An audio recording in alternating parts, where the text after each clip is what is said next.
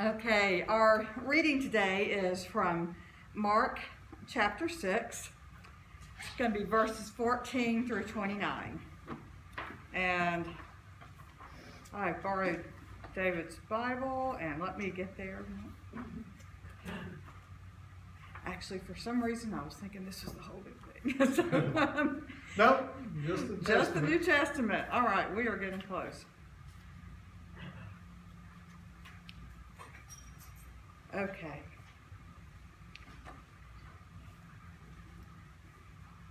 Mark chapter 6, verses 14 through 29.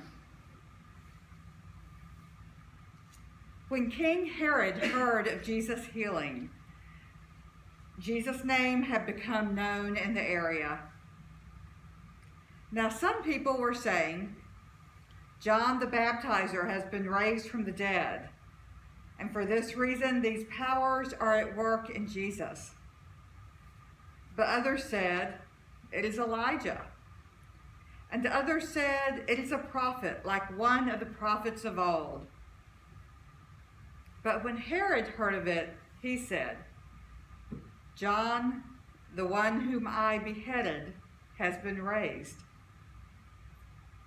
For Herod himself has sent men to arrest John, had bound him and put him in prison on account of Herodias, his brother Philip's wife, because Herod had married her.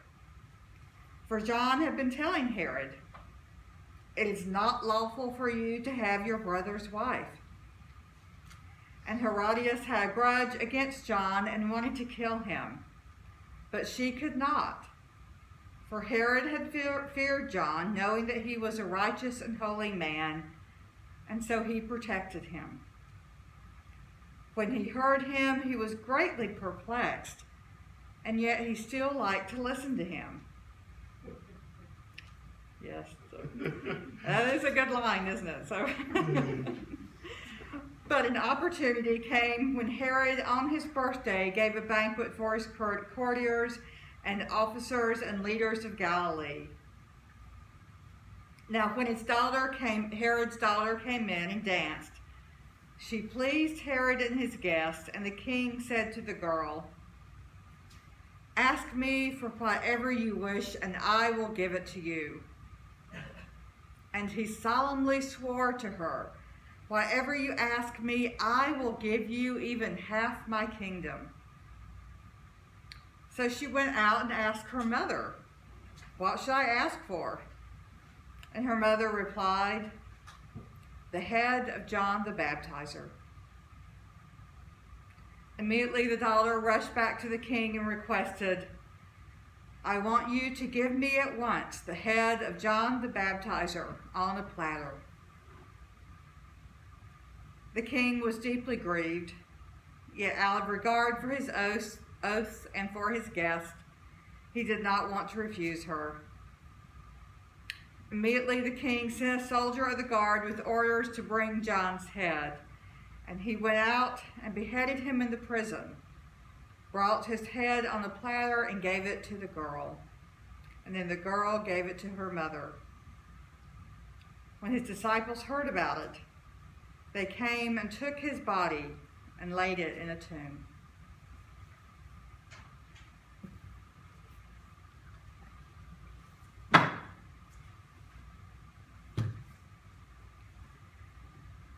Now, I have always been a big reader, and I know during the times I'm with you, I occasionally share about a favorite book or something I've read.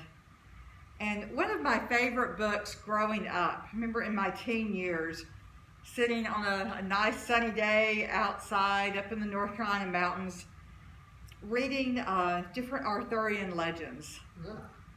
And so one of my favorite books I discovered was The Once and Future King by T.H. White. Some of you may have read that classic. Now this book tells the story of a young boy named Arthur. And he lived in England in the Middle Ages, and he was a foster child in the home of a knight. And that was a pretty typical system back in the medieval period. Now Arthur as this young boy, was trained by an older wizard named Merlin. And Merlin knew that Arthur was meant to be a great king, perhaps the greatest England had known. And so this wizard, Merlin, made certain to instill in Arthur good foundational values. More than anything, he didn't want him to be a great warrior, a great fighter. More than anything, Merlin wanted him to be a person of integrity. One main message that he taught him time and time again was, might does not make right. Might does not make right. In this day and age that Arthur lived of great fighting and violence and death, Merlin wanted Arthur to understand how to be just and how to be very careful with great power. Another lesson that Arthur learned over and over again was the end does not justify the means. Now, the main theme of this wonderful book was not a romantic retelling of the great legend of King Arthur, but it was in fact an introduction into what it takes to be a person of integrity. Now, we live in a society, I think as most of us know, that likes to take shortcuts, right? You know, the diet industry, this billion-dollar industry, promises amazing weight loss like that, right? A simple pill or supplement is far easier than months of really hard exercise and trying to eat healthy. Now, Wikipedia and Spark Notes are used much more often than actual books that they write about. And I can tell you as an instructor, I always know when someone hasn't read the book, when they've looked at the little cheat sheets. And even ads for making some kind of quick money are seen everywhere. Now, it's not easy to think about integrity in this kind of shortcut society. Now, today's text, it's a very grisly, serious text we have before us today. It's about someone who takes a shortcut. Now, in today's text, we have a flashback in the Gospel of Mark. We know the fame of Jesus is spreading, and that some people think perhaps Jesus is a great prophet, or perhaps he is his cousin John the Baptizer reborn. Now, this text does not literally mean reborn, just someone who continues in John's spirit and ministry.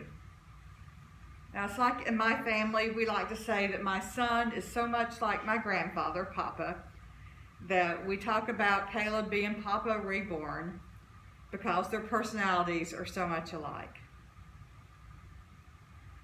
And so the flashback that we read today begins with King Herod and explains how and why he had John the Baptizer executed. Now, Herod was the king of this very unstable area.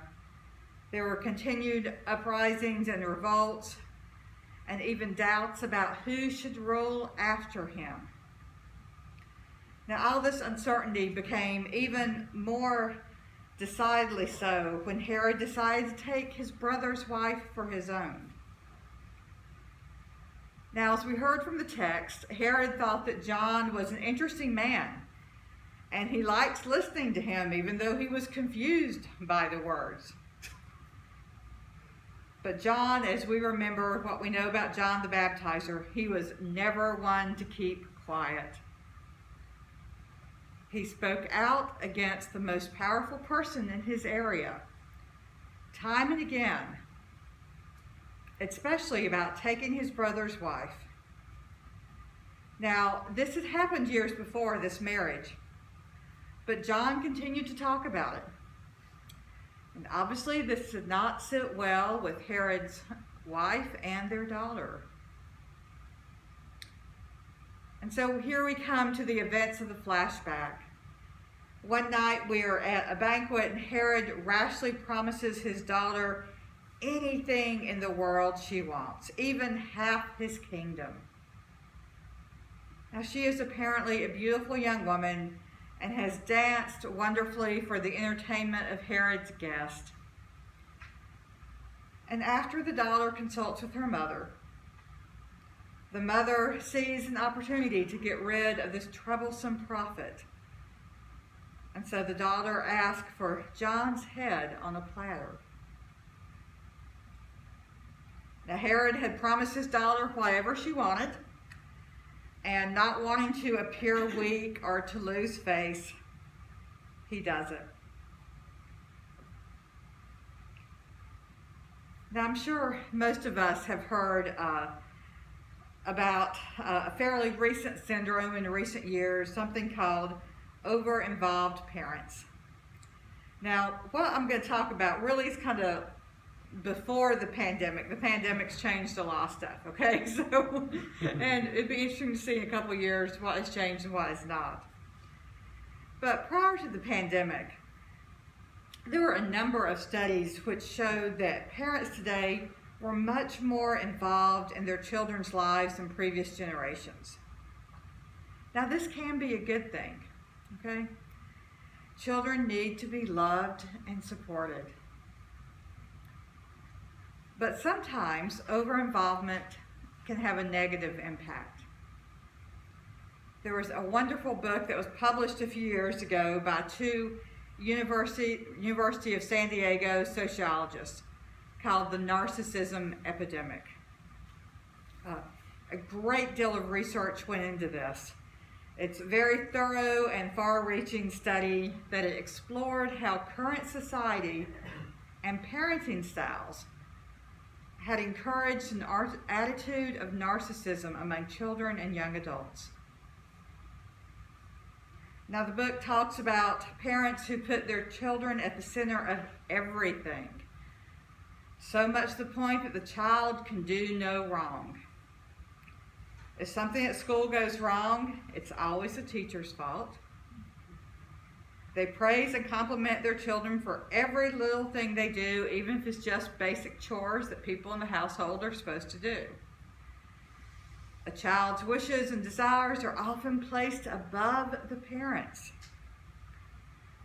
And they even give their children far more things than are necessary or required, especially in forms of technology or material possessions.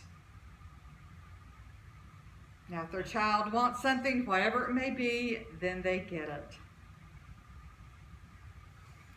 I think we see a pretty extreme example of an over-involved parent with Herod in today's text.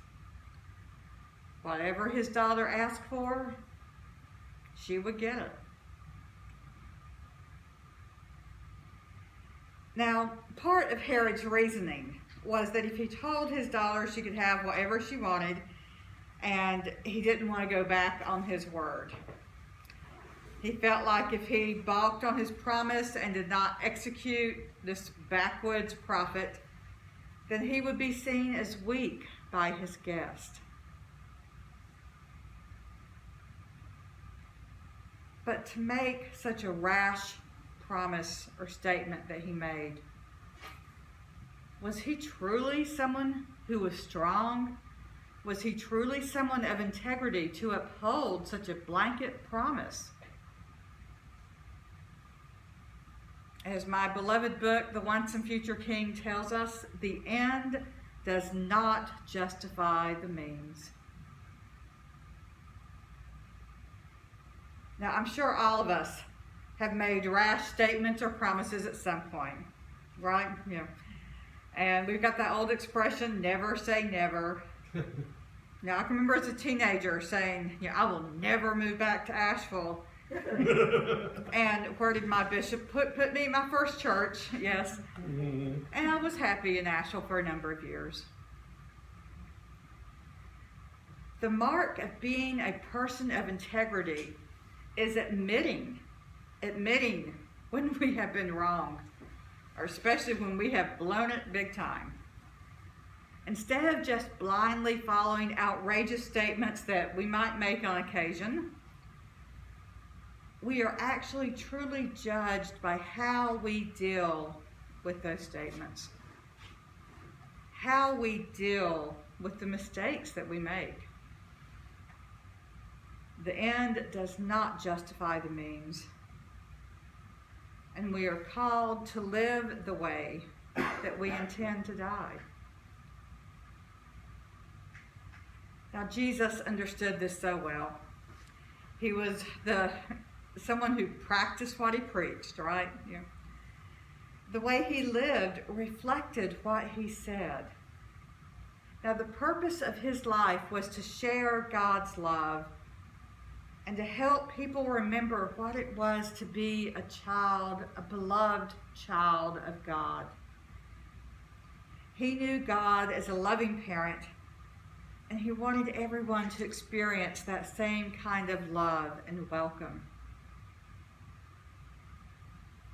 Now, his message had a lot of ramifications because he believed that everyone was a beloved child of God, and he included them such.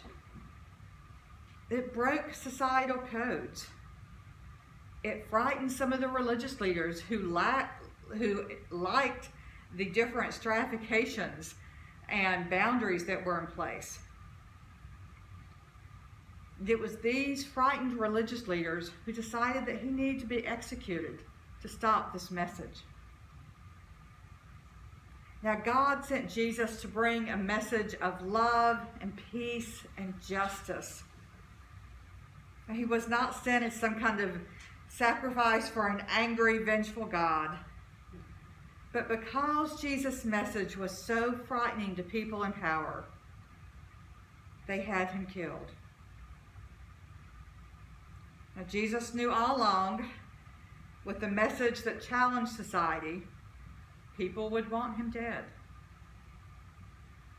And we can go throughout history and think of other people who challenged society and called for radical change and ended up being killed by people who were frightened of their message.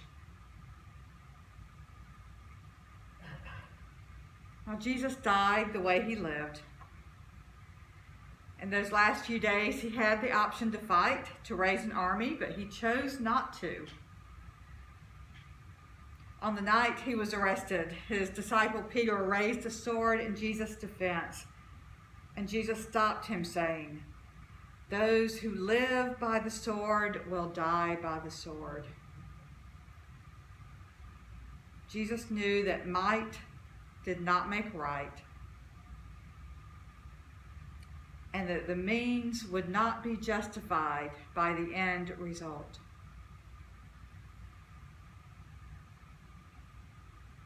Now, today's text is a rather grisly one. It's not pleasant for a beautiful sunshiny summer day, but it's a reminder to us of how we are to live our lives. We are to live as a people of integrity. We know what and in whom we believe. And we are called to live like Jesus in all of our thoughts, words, and deeds. Now, all of us are human. There are times we're going to go astray from that goal that we have, and that's okay. What is truly important is how we choose to get back on the path that we want to follow. How do we deal with thoughtless things we say or do at times? How do we admit we're wrong? Ask for forgiveness. How do we live as followers of the light when we have found ourselves going down a different path? Now, life is not a fairy tale. There are no perfect heroes who always make the right decisions. And one of the things I loved the most about the book, The Once and Future King, was that this future King Arthur was a clumsy kid who made lots of mistakes. In fact, his foster brothers had a nickname for him. Wart. Wart. Certainly not the most flattering nickname, right? And even when Wart became Arthur, he wasn't immune from mistakes. But he always tried to remember the guidance from Merlin and to live with integrity.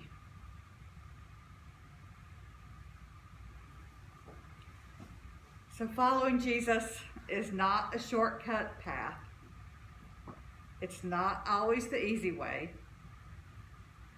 To live with integrity is usually more difficult than just doing whatever we can to get to the end result that we want.